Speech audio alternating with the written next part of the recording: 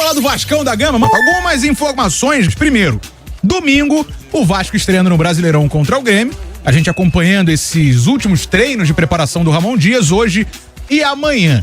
Mas eu não vou falar de campo e bola porque tem algumas informações extracampo que são importantes. A primeira, a Puma deve ser a nova fornecedora de material para o ano que vem. A Capa não deve renovar com o Vasco, a atual fornecedora, e a Puma deve assumir para o ano que vem esse fornecimento de material esportivo. Grana é importante. Uma casa de apostas, pode falar que é a Betano, não? 40 a 45 milhões por ano para ser patrocinadora master pro Vasco. Boa grana, hein? Pois é, uma grana importante nesse momento. Inclusive o Vasco, já trouxe aqui informações, conversando com pessoas dos bastidores, o Vasco buscando cada vez mais ser sustentável, sem depender da grana de fora, dos investidores, tanto assim. É claro que os aportes estão em contrato e vão acontecer, mas o Vasco buscando grana para não depender dessa grana de fora e evitar essa burocracia que a gente tem visto. Então a Betano deve entrar, o Vasco é o único time da Série A que não tem patrocinador master, e aí deve assumir como master. Ao mesmo tempo, uma marca de carro chinesa, que eu não vou falar que é a BID, deve entrar também no Vasco, mas isso foi informação inclusive do pessoal do Atenção Vascaínos. A gente acredita a informação, mas ainda é um patrocinador secundário, não é patrocinador master. Sobre a reforma de São Januário. A reforma está prevista, o Vasco está pensando que ela vai começar em dezembro, no fim desse ano. O Vasco quer fazer a reforma, o projeto está pronto praticamente, mas tem a questão do potencial construtivo, que eu já expliquei aqui também, é um pouquinho mais burocrático, mas depende da Câmara dos Vereadores a liberação. Vamos resumir assim. E o Vasco voltou a conversar com o Botafogo, então, como tem a questão do Maracanã, da licitação, que está travado, o Vasco não deve ganhar a licitação, não é o favorito para ganhar, junto com a W Torre. A tendência, como eu falei lá em agosto do ano passado, é que o Vasco jogue no Newton Santos, enquanto o São Januário estiver passando por reforma.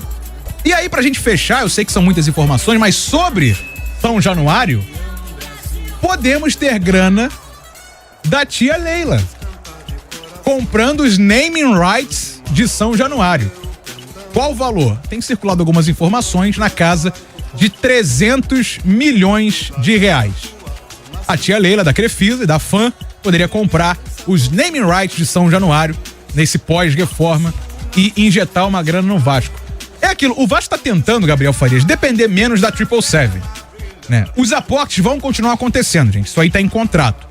Só que o clube tem que ter caixa, né? Pra você ir assim, pô, faltou um papel higiênico, abre o caixa lá e compra, não precisa ligar pros caras lá de fora pra poder comprar, né? Pô, tem que comprar não sei o quê, tem que trazer um jogador aqui. Tendo grana em caixa é muito mais fácil. E aí, pelo que a gente tá vendo essas notícias de ontem pra hoje, a gente conversando com algumas pessoas, vendo nossos colegas também apurando novas informações, o Vasco tá tentando, né? Tá tentando se reorganizar e deixar essa... Eu sei que às vezes a palavra pode pesar, mas deixar esse desencontro, né? Vamos deixar assim, pra trás, porque dá muita burocracia, dá muito desencontro, dá muita confusão, né, Gabriel Farias? Então, você tendo um patrocínio realmente mais forte, é natural que a 777 facilite um pouco o caminho para você retirar esse dinheiro para fazer investimento dentro do elenco. Acho que qualquer dinheiro é importante, não é porque você tem SAF que você vai precisar, você não vai precisar, ou que você vai dispensar um bom patrocínio. O Vasco, de fato, precisa muito desse aporte financeiro. É até uma forma de você depender menos. Tomara que a negociação chegue a um final feliz. Você falou de um valor entre 40 milhões 40 a 45 milhões. Cara, eu acho um valor ótimo, considerando hoje a realidade por ano, né? Considerando hoje a realidade do futebol brasileiro, não chega a ser o maior dos valores. O Vasco tem uma camisa muito forte, né? Um potencial de venda muito grande, exposição de marca, mas a gente precisa considerar também o momento do Vasco. O Vasco não vende títulos, o Vasco não vende grandes campanhas, isso acaba desvalorizando um pouquinho também. Então, se o Vasco fechar um patrocínio acima dos 40, eu acho que é uma grande vitória e é um dinheiro que entra e pode ajudar bastante. Claro que a 777 é quem manda, a gente não sabe se esse dinheiro vai ficar tão facilmente assim à disposição. Como foi com a venda de jogadores nesse início de ano. A SAF é legal o investidor chegar e salvar com aporte financeiro, mas depois tem que caminhar com as próprias pernas, né? Tem que faturar com patrocínio, sócio, torcedor, com vendas de produtos. Claro que isso leva um certo tempo, mas imagino que o Vasco vai conseguir, né? E esse patrocínio seria um primeiro passo bem importante. Vamos falar então da expectativa sua pro Grêmio Vasco? Impressionado. Vasco e Grêmio. Pois é, o Grêmio também não vem bem, apesar do título estadual, e o Vasco jogando em casa com a casa cheia. Não vai ter o Payet, né? Eu falo de novo aqui, o pessoal até chegou a cogitar, eu conversei com o pessoal da fisiologia do Vasco, que loucura gente. Isso, né? Eu conversei com o pessoal da fisiologia, no mínimo 4 semanas. Mas o prazo trabalhado, um prazo realista. Com sorte. Exatamente. Porque a parte física tá boa do Payet. Ele fez uma boa pré-temporada. Vai ter que se cuidar nesse mês.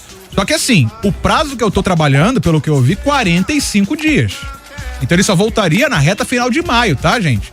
Então assim, não vamos contar com o Payet pra domingo não, a não ser que aconteça algo de muito extraordinário. Foi uma entorse ligamentar, né? Não chegou a romper o ligamento, mas foi uma entorse. E a expectativa pro Vasco nesse Brasileirão, hein, Gabriel Faria? Então, eu venho falando sobre isso. Minha expectativa geral é que o Vasco vai fazer uma campanha sem sustos, mas também sem muito o que almejar. Com esse elenco de momento, com essa equipe, eu acho que é mais ou menos o que dá pra esperar. Eu confio muito no Ramon Dias, né? No trabalho que ele vai conseguir desenvolver. Mas, assim, eu vinha falando o seguinte, do ano passado pra cá o elenco não mudou tanto.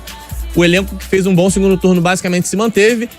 Você perde um jogador, perde um Peck, mas contratam Adson, acho que a reposição foi mais ou menos no mesmo nível. Agora, o grande problema é que o Vasco perdeu o Paulinho lesionado, Jair lesionado, agora o Payet vai perder alguns jogos e nesse caso não houve reposição. O Vasco precisava se fortalecer um pouco mais. E aí, assim, pra imaginar um Vasco fazendo a campanha melhor, eu já não consigo. Mas também acho que dá pra fazer um campeonato sem muito risco de rebaixamento. Não vai acontecer igual aconteceu ano passado. Não dá pra começar igual ano passado. O Vasco até ganhou o Galo. Somou alguns pontos logo de cara. Fez acho que 5 pontos em 3 rodadas, né? Contra o Atlético, Palmeiras e Fluminense. Mas depois desandou e tava, sei lá, com 9, 10 pontos quando o Ramon Dias assume. Sim. Então, assim... esse ano acho que dá pra imaginar um início do campeonato onde o Vasco vai conseguir pontuar. Tem que usar a favor o fato de estar mais descansado, né? O Vasco tá quase um mês sem jogar. O Grêmio tá na batida de duas derrotas em Libertadores, final de Gauchão tendo que virar. Existe um desgaste, ao mesmo tempo que o Grêmio chega muito pressionado depois desse início ruim de Libertadores pra enfrentar o Vasco. Então, assim, tô não animado, mas esperançoso de que ao menos o Vasco vai conseguir um campeonato sem maiores desesperos.